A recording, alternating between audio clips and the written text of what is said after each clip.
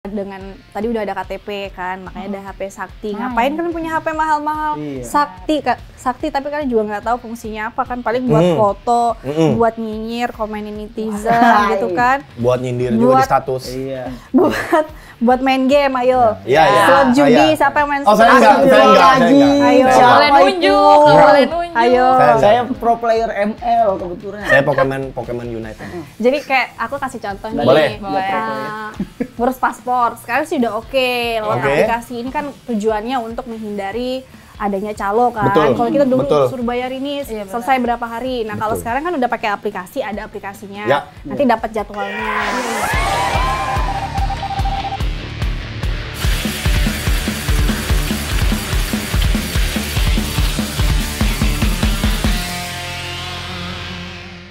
Pakai KTP Sakti, bansos jalan terus. Lanjutkan. Oke, kita sudah bersama Kak Waniska, jubir dari TPN. Selamat datang, Kak. Selamat datang, Kak. Iya. Makasih loh udah diundang sini. Oh, pasti. Bagus banget ya studionya ya. Aduh. Jangan lihat kesini, nanti kita bakal tebak-tebakan soalnya. Jangan, gak usah. Rame. Iya, kaget ya. Enggak, tapi senang. Jadi aku kayak berasa punya grup gitu kan. Oke. Ya, halo, aku Waniska. Pak Ketua Penguin, izin ya hari ini aku jadi bintang tamu di sini dan narasumber akan menyampaikan program-program unggulan Ketua dari Penguin. Iya, Ketua Penguin ini udah tahu kan siapa? Cynthia sih yang nggak tahu sih. Ya, kok penguin apa karena bajunya tuh? Bajunya kayak Ini penguin. perlu dijelasin ya, Ma. Betul. Iya, jadi kan kita kayak akhir-akhir ini tuh suka dimunculkan berita tentang yang kemarin ada seliweran ya, ada terus ada boneka-boneka penguin dan Pak Ganjar jadi ketua penguinnya. Nah, jadi sebenarnya banyak yang bertanya-tanya kenapa ya kok penguin sih, kok digambarkan sebagai penguin gitu. Jadi penguin itu memang salah satu hewan yang punya banyak sifat positif di kalangan kawanannya. Mereka punya komunikasi yang baik, punya rasa kasih sayang yang baik, kemudian juga pola komunikasinya juga bagus. Dan ini tuh menggambarkan sosok karakter dari Pak Ganjar dan Pak Mahfud pastinya. Dan pas banget hitam putih kan? Iya, pas banget. Oh iya benar. Makanya kirain karena bajunya. Bukan, ada filosofisnya ada filosofinya. Seenggaknya gimmicknya keren ya, punya filosofis ya. Oh iya, ada isinya gimmicknya. Iya. Bukan yang sekedar itulah. Nggak omon-omon gitu. Ya. Disambung. Langsung aja lah. Langsung ke topiknya. Oke, kita hari ini mau bahas tentang digitalisasi birokrasi nih, Kak. Iya. Wow. Karena kan kalau misalnya di Indonesia ini kan kita tahu birokrasi kita tuh jelek lah, rasanya, kasarnya, susah, dipersulit, wah segala macem lah. Nah, kalau menurut kakak sendiri gimana nih dengan program-program yang ada? Iya, kalau berkaca dari birokrasi yang ada di Indonesia ya, memang banyak banget proses-proses yang harus dilewati.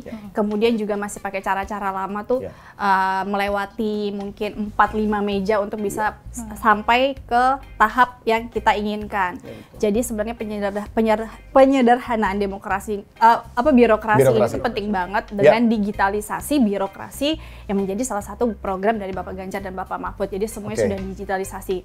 Karena yang kita tahu tuh sekarang kan aplikasi memang ada, tapi terpisah-pisah nih. Bahkan ada 2.700 aplikasi berbeda. Nah, seandainya kalian mau buka imigrasi, punya aplikasi sendiri. Terus mau buka Dukcapil mungkin, aplikasi sendiri. Kesehatan mungkin buka aplikasi sendiri. Jadi nanti semuanya terintegrasi digitalisasi birokrasi. Jadi nggak perlu harus lewat A, B, C, D, E, F, G. Kemudian kan kalau udah digitalisasi, ini akan mengurangi yang namanya ada calo, ada pihak-pihak, iya kan? Itu sering banget. Pernah punya pengalaman nggak? Punya. Aduh. Banyak kalau itu. Ngurus apa? Nggak temen waktu itu, katanya KTP-nya hilang. Terus? Dan ada relasi ke pihak kelurahan. Iya. Minta bantuan lah ke orang yang punya relasi sama kelurahan. Itu bayar cepet katanya sehari jadi. Jadi nggak? KTP hilang. Jadi Ya? cepet banget. Dan katanya bilangnya tuh buat belangkonya sekarang susah, mesti ke Dukcapil dulu. Kalau misalnya sama saya udah segini aja jadi kayak gitulah. Ada lah, tapi itu udah lama banget. Kalau yang gue alami sama itu 2 tahun baru jadi KTP-nya. Tapi sempat bayar juga? Sempet, iya. Karena udah bosen 2 tahun nunggu lamaan akhirnya alasannya belangko mulu kan? Belangko. Oh iya, apa dari ini? dulu berarti. Iya, belangko mulu. Itu sudah saya alami. Kalau kakak aku sih pengalamannya itu bukan bukan bayar, maksudnya kayak dikodein lah, ya ini ketahuan dong. Maksudnya bikin salah satu surat gitu kan, terus udah datang ditanya, Bapak punya waktu nggak gitu. Wah itu kayaknya pengalaman gua ya. Tapi kakak gue juga kayak gitu. Oh iya. Bapak punya waktu nggak? Punya, kebetulan saya masih belum kerja. Oh ya udah, minggu depan balik lagi. Minggu depan balik lagi, Bapak punya waktu nggak? Punya, balik lagi. Pas ketiga baru sadar, oh ternyata tuh bukan itu maksudnya. Harus ada pelicinnya gitu kan jadinya kan.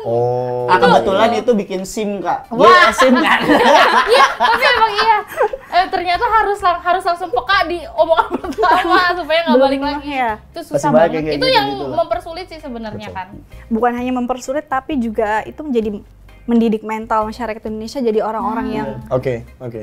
paham kan? Iya, betul. Semua bisa diatur dengan duit. Iya. Itu udah awal mula bisa munculnya KKN gitu. Bibit dari KKN bibitnya ya kan, itu dari tingkat yang paling bawah. Itu kan bisa kalau kelamaan berlanjut, gimana mau jadi negara yang maju ya kan? Setuju. Masih banyak yang kayak gitu ya.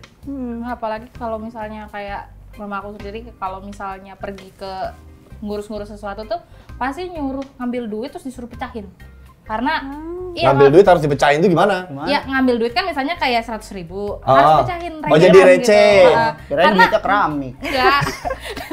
Karena harus dibagiin kayak misalnya nanti abis ngurus ini harus ngasih tips, harus ngasih ini tips gitu loh. Itu yang udah tertanam gitu. Kalau kayak gue yang apa-apa online kan kayak ngapain sih megang duit gitu. Ngapain sih harus ngasih, itu kan udah kerjaan mereka. Udah nggak kena sama orang tua. Orang tua tuh pasti mikirnya harus dilicinkan lah. Betul. Biar mudah semua selesai gitu ya. Takutnya malah kebawa ke anak-anak yang sekarang kan. Betul. Yang terkait konteks ini digitalisasi birokrasi, kami mendengar ada program yang ditawarkan oleh Pak Ganjar dan juga Prof Mahfud terkait KTP Sakti. Ya kan? Itu nyari kitab suci nggak? Bukan, itu ada keraknya kan. Beda ya? Sakti. Itu keras sakti. Beda ya, ini KTP Sakti. Tapi sakset gitu juga, gitu kan, mirip-mirip seperti itulah. Apa sih yang ditawarkan oleh Pak Ganjar dan Prof Mahfud? Karena saya masih ingat pada tahun 2019, sorry gue agak flashback sedikit. 2019 itu pasangan yang pada saat itu adalah Pak Prabowo dengan Pak Sandiaga Uno, itu juga pernah menawarkan program yang hampir mirip, yaitu semua itu menjadi satu, jadi KTP dalam satu KTP.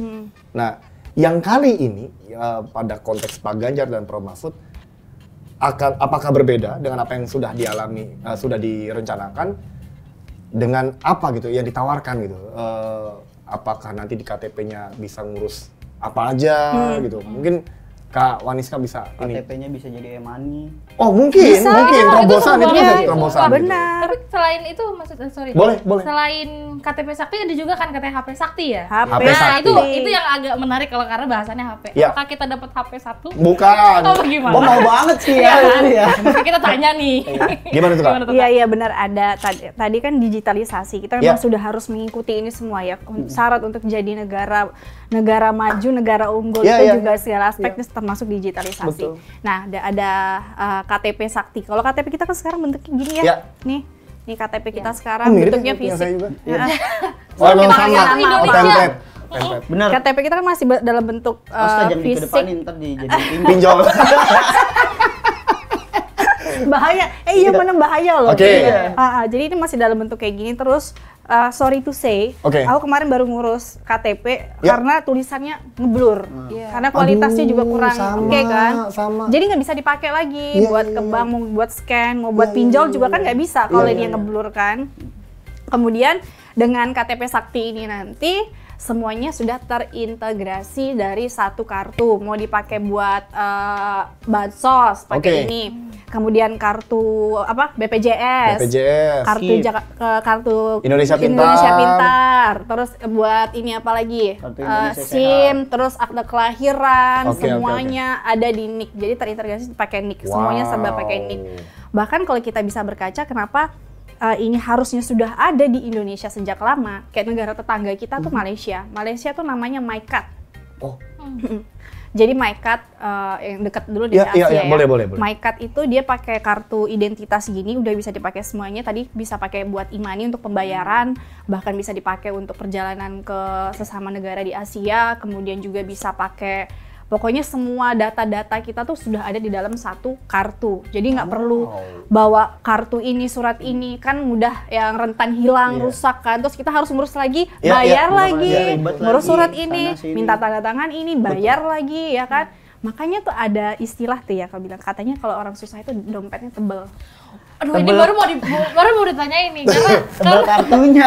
Iya kan. Enggak cashless dong, jadinya itu kan cashless. Tapi selain cashless itu adalah kalau misalnya lu punya kartu ATM, kartu bank, ada 5 biji gitu. Nah ini kartu perpustakaan, kartu BPJS, sembako, sekolah, ATM. KIP. Itu nyampur gitu. KJP. Bukan dompet uang lagi sekarang yang dicari. Betul. Dompet kartu. Tebelnya kartu, bukan karena duitnya. Jadi harapannya dengan si KTP Sakti ini nanti semuanya terintegrasi dengan satu NIK. Bahkan nanti kan juga ada kesehatan nih. Ya, kesehatan nanti ada program kesehatan, dapat gratis vaksin serviks untuk para perempuan cukup dengan menunjukkan NIK. Wih, keren banget itu. Ya, butuh tuh cewek-cewek. Ya memang cewek. Enggak, bukan, itu kan cewek. buat Cewek. perempuan. Lu juga. Saya pernah kejadian Kak, jadi lagi ada pembagian sembako murah itu kan. Nah, terus tebus ini ya. Tebus murah. Ya nggak tahu deh, pokoknya program pemerintah bagi sembako murah kan. Terus ada warga tuh udah pada ngantri, terus ada warga nggak dompet. Yang mana nih? Mana nih kartunya? Ini bukan ya? Bukan ini. Pas dia udah dapet, udah kelar antriannya, udah bubar gitu. Udah habis ya? Udah habis, maaf Pak, udah habis lah. Saking banyak kartu ya? Saking bingung kan, jadi bingung gitu. Mungkin ini jadi terobosan baru ini. Sebenarnya bisa ya mungkin dari dulu ini direalisasikan, tapi kebanyakan korupsinya sih. Ini kuncinya ini. Banyak dikorupsiin. Betul. Makanya itu ada Prof Mahfud. Wah. Masuk. Monggo Cynthia. Ya, berarti tapi kalau misalnya mau nanya juga nih Kak, kalau misalnya udah dijadiin satu, berarti untuk data-data juga aman ya? Karena kan kalau misalnya kita tahu beda aplikasi, beda kartu, beda perluan itu kan datanya kita jadi mencar-mencar gitu. Tercecer lah. Jadi repot. Tuh ada solusinya nggak sih Kak? Iya, dengan satu NIK juga itu menurut aku bisa mencegah namanya penyalahgunaan identitas kita ya, kayak lebih menjaga kayak privacy identitas kita nggak bisa digunakan oleh orang lain. Karena banyak juga kan orang punya KTP double nih, identitas dipalsukan, status. Siapa sih yang memalsukan status? Kayaknya tadi ada yang nggak pengen ketahuan statusnya menikah katanya di belakang situ. Mas, ya nggak Mas? Senyum-senyum kan dia. Dia nggak pengen ketahuan menikah, jadi ada yang bikin statusnya belum menikah gitu-gitu kan. Jadi banyak orang memanfaatkan yang kayak gitu-gitu, akhirnya terus kayak yang waktu itu banyak juga kan kasus pinjol, mereka pakai menawarkan KTP orang lain untuk jadi penjamin, padahal kita nggak saling kenal tuh. Aku pengalaman kemarin ada yang neror-neror, padahal nggak kenal sama orangnya. Ternyata sih data aku itu disalahgunakan, gitu-gitu. Kejadian KTP itu banyak, itu gue ingat karena jadi satu orang bisa punya 3 KTP, 4 KTP. Karena ini Lin bisa kalau dari pengalaman gue waktu gue jadi petugas lapangan di BPS itu benar-benar yang tinggalnya di mana, KTP-nya di mana. Jadi kalau kata orang RT setempat sana itu masih banyak yang numpang alamat. Dan nggak tahu ya, karena dari dulu gue sempat dapat cerita katanya emang sama RT yang udah berapa puluh tahun terdahulu itu ditawarin justru kalau mau bikin KTP sama saya aja bayar sekian. Jadi makanya banyak banget orang yang punya KTP di situ padahal nggak tinggal di situ. Ntar dia tinggal di tempat lain yang lebih jauh, dia bikin KTP lagi di tempat situ. Kayak begitu. Jadi penumpukan data. Ya di samping itu sebenarnya bagus juga sih, karena kan kadang-kadang kalau kita nggak bisa bayar makan di warteg kan bisa ninggalin KTP gitu. Enggak, masih ada gitu dong, KTP dong. Disuruh nyuci. Kali aja gitu, maaf ya kan, pengalaman orang gitu. Lu kali.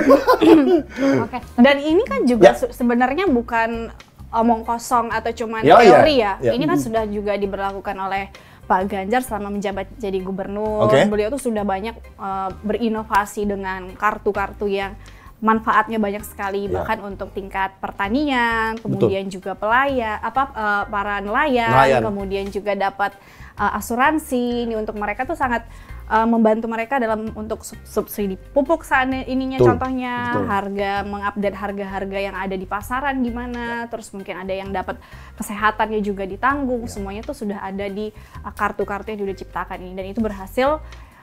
Kemudian dengan adanya program yang sudah pernah dilakukan oleh Pak Ganjar ini juga mengurangi tingkat korupsi, sehingga waktu itu Jawa Tengah mendapat penghargaan di 2023 sebagai provinsi terbaik. Wow. Karena berbagai macam fasilitas yang sudah berinovasi secara digital, pokoknya sudah ya, dan berhasil gitu. Bukan cuma program, banyak program yang dikorupsi tapi nggak jadi kan.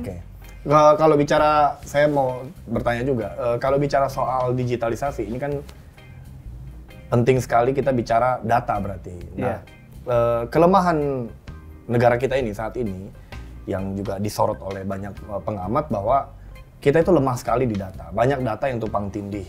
Sektor kesehatan, tumpang tindih dengan Mensos, tumpang tindih dengan mana lagi nanti ke pendidikan. Apakah Pak Ganjar atau Prof Mahfud sudah punya satu macam rancangan khusus supaya data ini terintegrasi? Kita tahu ada Badan Riset BRIN itu ya, Badan Riset Inovasi. Apakah itu bisa nanti juga diberdayakan? Karena balik lagi, data sangat penting. Kalau kemarin kan kita lihat pada saat debat Capres ketiga kan ada satu Capres yang nggak peduli banget sama data ya kan. Kalau Pak Ganjar kan peduli gitu, sampai nggak bisa. Ini gimana Kak, kira-kira Kak, soal data ini Kak? Iya, data kemarin dibahas kan, waktu debat kemarin tuh Pak Ganjar yang heboh tuh data soal pertahanan dan ketahanan kita, kedaulatan negara kita. Jadi sebenarnya kedaulatan itu kemarin juga bukan soal perang, bukan cuma soal perlengkapan untuk alutsista gitu-gitu, semuanya bukan cuma itu aja, tapi pertahanan keamanan data itu juga penting banget. Makanya kemarin ada program itu nantinya mahasiswa mungkin pemuda-pemuda yang punya potensi, yang punya keahlian nantinya di bidang ini akan dikuliahkan di luar negeri, dapat LPDP, beasiswa, mereka dilatih untuk bisa membangun negara kita lah, nanti mengabdi ke Indonesia setelah pendidikan, balik ke Indonesia untuk membantu nih kita gimana prosesnya supaya data-data yang kita miliki itu aman, karena tuh banyak banget ya data kita tuh paling mudah dibobol di Indonesia. Disalahgunakan buat kayak fencing apalagi terus buat untuk apalagi ya yang pinjaman kayak jatuh pinjaman online, terus judi apa segala macam kan sangat mudah diretas, dan itu juga sebagai salah satu bentuk pertahanan untuk negara kita. Bukan cuma soal pertahanan tadi yang kayak alat-alat itu ya. Tapi itu juga pertahanan di bidang cyber ya. Karena ini aku kan dulu kerja di reporter jurnalis hukum kriminal. Bahkan di salah satu, aku nggak perlu nyebutin ini mereka meng-hire mahasiswa lulusan luar negeri yang ahli di bidang itu. Memang kita di Indonesia tuh belum punya. Untuk cyber ya, cyber security. Iya. Masih jarang banget. Kasian banget kalau misalnya orang-orang bawah yang sampai kebobolan data. Kayak kemarin. Iya, dimanfaatin gitu. Tadi itu gue baru lihat di berita di kanal apa ya, di Instagram tapi itu petani tiba-tiba ditagih utang senilai 4 miliar. Aduh. Iya, karena jadi korban ini ya. Padahal dia nggak merasa pencurian data sama sekali, tiba-tiba ada penagih katanya dari Jakarta datang ke dia buat nagih utang 4 miliar. Padahal dia nggak ngelakuin pinjaman sama sekali. Iya, ini bukti ya, bukti bahwa kita masih rentan sekali ya soal data. Iya. Tapi yang jadi sebenarnya selain rentan soal data atau perlindungannya, jadi masalah juga orang-orangnya nih. Ibarat tuh kayak lo nggak baca semua ketentuan dan layanan gitu-gitu loh kalau misalnya ada download sesuatu aplikasi kan. Ibarat salah satu aplikasi ada tuh sosial media sebenarnya itu udah jelas ditutup dari beberapa dunia tuh udah nggak ngeiyain, tapi di Indonesia tuh masuk dan ngetrend, dan padahal tuh udah jelas nih yang kalau lo baca tuh ini yang data ini banyak banget itu keambil, dan kalian setuju orang-orang. Kadang nggak begitu di mungkin ini kali ya literasi digitalnya itu dia masalahnya. Itu juga perlu ditingkatkan sih. Betul. Padahal di Indonesia juga warnet banyak lah, banyak warnet ya kan, tapi nggak tahu kenapa masih ini juga ya literasi digital. Karena warnet masih ada ya? Masih ada. Sekarang sebutannya bukan warnet, tapi gaming house. Gaming house. House gaming. Gaming house. Iya, Aku house sambil gaming. minum boleh? Monggo silakan Kak, sampai lupa ditawarin. Oke, mau lagi Cynthia? Tapi kalau misalnya ngomongin lagi nih, masih Boleh. belum puas soalnya. Nggak apa-apa, digali aja terus. Karena kalau misalnya kita ngomongin data secara digital, tapi kalau misalnya kita ngebahas atau membuat sesuatu ke kelurahan, itu tuh semuanya masih manual nih. Itu Masih pakai fotokopi KTP. iya, masih harus fotokopi KTP. Nanti kita cari datanya harus fotokopi inilah, fotokopi itu, harus naruh di situ, ditumpuk datanya sampai gede. Ngabis-ngabisin kertas, padahal kita sekarang udah digital. Iya. Kalau kayak gitu gimana Kak? Kan kasihannya tuh kayak orang-orang tua sebenarnya. Makanya tadi udah ada KTP kan, makanya ada HP Sakti. Ngapain kan punya HP mahal-mahal? Iya. Sakti tapi kan juga nggak tahu fungsinya apa kan, paling buat foto, buat nyinyir, komenin netizen gitu kan. Buat nyindir juga di status. Iya. buat main game, ayo. Iya. Slot judi, siapa yang main Oh, saya enggak. Ayo. Nggak boleh nunjuk, nggak boleh nunjuk. Ayo. Saya pro player ML kebetulan. Saya Pokemon Unite. Jadi kayak aku kasih contoh nih. Boleh. Ngurus paspor. Sekarang sih udah oke. Lewat Oke. aplikasi ini kan tujuannya untuk menghindari adanya calo kan. Betul. Kalau kita dulu Betul. suruh bayar ini Iya, selesai berapa hari. Nah, kalau Betul. sekarang kan udah pakai aplikasi, ada aplikasinya. Ya. Nanti dapat jadwalnya. Iya. Memang sudah, dan waktunya pun sekarang udah cenderung lebih cepet nih selesai nih Ya. waktunya. Tapi kan kita kalau mau ngurus di instansi ini lain harus ini Beda lagi. aplikasi Beda lagi. lagi. Itu dia, Ini satu capek. lagi beda lagi. Makanya nanti di satu HP udah ada itu Sakti, semuanya semuanya deh. Pokoknya mau urusannya imigrasi, mau urusannya ke mana ya lagi ya, ke BPJS, mungkin mau urusannya ke pokoknya instansi pemerintah deh, udah langsung ada di sini. Jadi memanfaatkan handphone ini, HP ini dengan baik dan benar. Jangan cuman beli HP mahal-mahal tapi cuman buat ya gitu tadi. Betul. Kita cuma main game doang. Iya. Lu.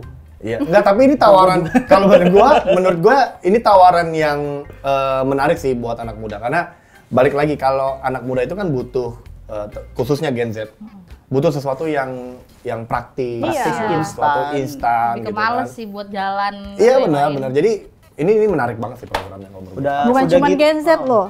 Kan karena kita orang tua kita kan menurut aku Ya. sorry agak gaptek kan Iya, kalau iya. seandainya bukan harus agak sih emang gaptek. Emang gaptek kebetulan. Bokap-nyokap kalau juga. seandainya harus ada Apalagi 100 aplikasi, install 100 aplikasi, Nah, itu install 10 aplikasi aja. Mereka bingung ini gimana. Itu Belum cuma lagi dengan kalau yang HP-nya RAM-nya cuma 512.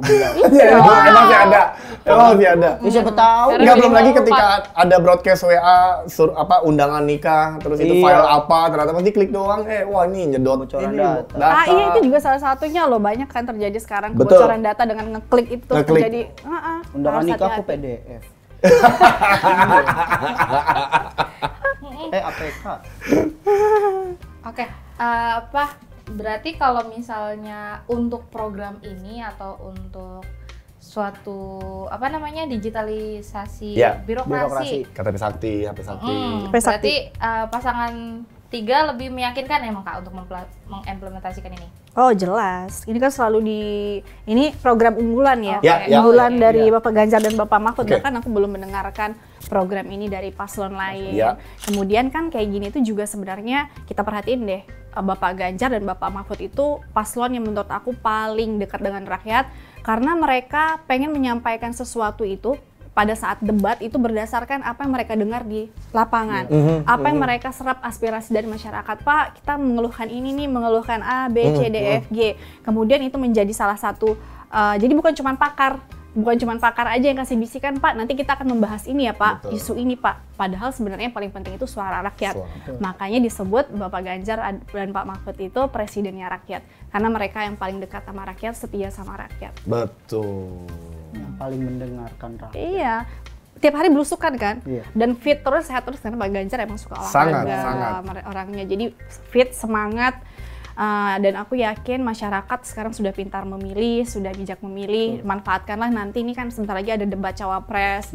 Kita boleh menyukai ini mungkin pasangan ini, tapi ada hal yang lebih penting sebenarnya.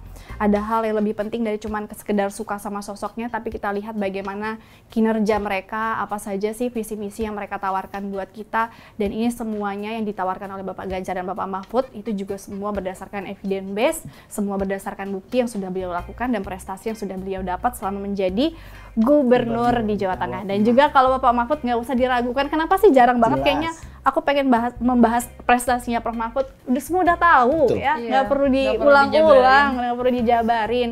Jadi Prof Mahfud sempat bilang, gunakanlah hati nurani kalian untuk memilih. Nanti kita boleh suka sama siapa kan kita nggak pernah tahu. Tuhan itu, Allah itu pembolak-balik hati, ya kan? Mana tahu nanti nih dikasih tunjuk ini nih calon yang udah paling bener nih, jangan sampai salah pilih. Jadi jangan sampai kelewatan nonton debat, karena di situ kalian akan bisa menilai bagaimana pasangan calon presiden dan calon wakil presiden kita mendatang. Jangan mau disia-siain deh kebijakan-kebijakan ini hanya karena suka sesaat ya. Betul. Kobul. Amin. Kan kemarin ada larangan. Bukan larangan sih. Jangan ikut ke situ loh. Nanti lu mah. Jangan sampai loh. Itu jadi nggak bisa bilang amin kan gitu. Iya, lu Kristen. Gak usah dibahas. Kak, ada tambahan lagi. Jadi tadi sempat di-mention Prof Mahfud.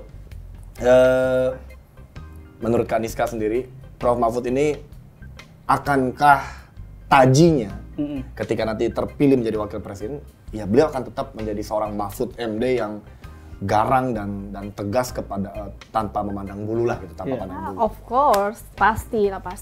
Kita udah tahu Pak Mahfud itu nggak ngelihat lawannya siapa. Dia tahu nih lawannya tuh siapa, orang kuat di belakangnya siapa. Tapi kita bisa nilai gimana sih dia vokal setelah menyuarakan bagaimana penegakan hukum itu tetap harus jangan lagi tumpul ke atas, tajam ke bawah. Betul. Karena kita semua warga negara Indonesia berhak mendapatkan hukum, perlindungan hukum. Betul. Kita semua perlakuan yang sama ya. Iya, perlakuan yang sama. Prof Mahfud sudah banyak kiprahnya, tidak perlu diragukan lagi. Setuju. Beliau orang yang sangat vokal. Jadi kemarin juga sudah ada program baru tuh Tabrak. Jadi Tabrak Prof. Tabrak Prof. Jadi sebenarnya lagu Tabrak masuk kayak lebih cocok buat Prof Mahfud. Karena langsung ditabrak. Langsung ditabrak. Kalian nggak bisa main-main sama Prof Mahfud. Soalnya kan kemarin ada yang mau jebak pakai kalimat-kalimat istilah-istilah apa gitu kan. Iya, pakai istilah carbon storage. Tapi kan karena jam terbang ya. Lo nggak bisa. Pakai helikopter view tuh langsung tuh Prof Mahfud tuh. Wih, sadis. Itu kayak lagi kuliah, dosen sama mahasiswanya kan. Betul. Udah, dia pokoknya jangan diragukan lah kalau Prof Mahfud. Keren. Itu juga yang kalau banyak kayak tingkat mungkin orang-orang pengusaha takut nih kita nggak bisa korupsi gini-gini. Kalau menurut aku justru pengusaha dari tingkat usaha pengusaha itu banyak menganggap bahwa nantinya dengan adanya Prof Mahfud ini, karena masalah-masalah yang banyak di tingkat usaha itu soal birokrasi, penegakan hukum, kepastian hukum, penegakan hukum gimana sih supaya nanti ada contohnya investor masuk, kemudian aturan-aturannya juga perizinan itu semua dipermudah, tidak dipermainkan dengan oknum-oknum tertentu. Justru itu mereka punya respon yang baik terhadap Prof Mahfud yang bisa menangani ini nanti. Wow. Oke, memang mantap ya.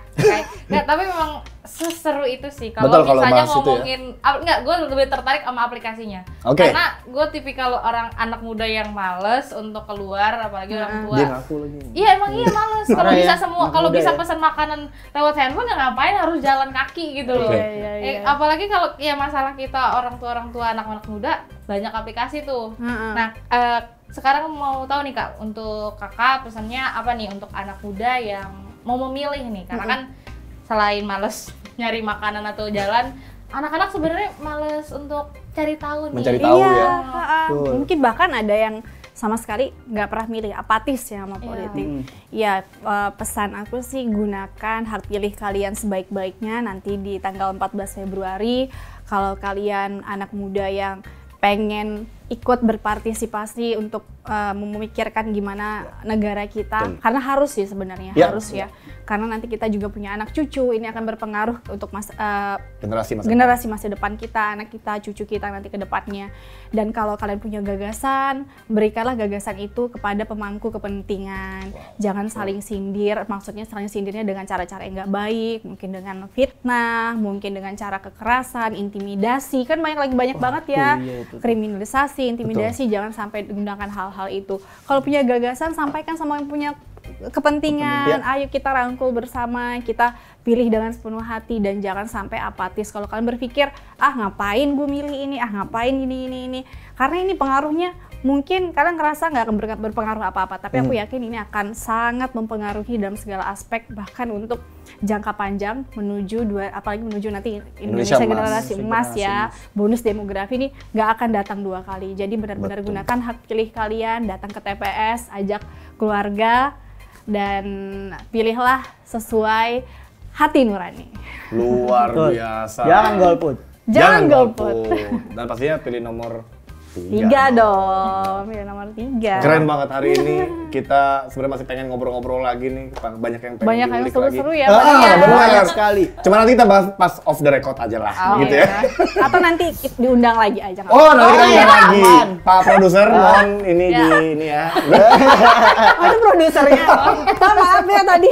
Oke, sekali lagi makasih teman-teman udah menyaksikan episode kita kali ini. Jangan lupa like, komen, dan subscribe. Sampai ketemu lagi sama kita di Day.